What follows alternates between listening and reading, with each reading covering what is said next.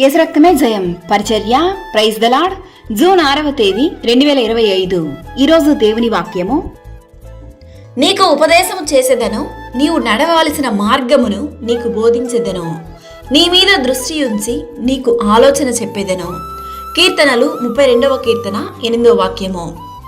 నా కుమారుడా, నా ఉపదేశమును మరవకుము, నా ఆజ్ఞలను హృదయపూర్వకముగా గైకొనుము.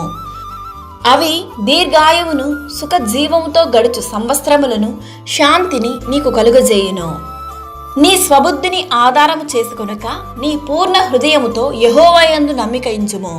అప్పుడు ఆయన నీ త్రోవలను సరళము చేయును. నేను జ్ఞానిని కదా అని నీవనుకొనవద్దు. యెహోవాయందు భయభక్తులు కలిగి చెడుతనము విడిచిపెట్టుము. అప్పుడు నీ మార్గమున నీవు సురక్షితముగా నడిచెదవు. నీ పాదము ఎప్పుడునూ తొట్టిల్లదు. సకల ఘనత, మహిమ, ప్రభావములు యేసయ్యకు మాత్రమే కలుగునుగాక. ఆమేన్. God bless you.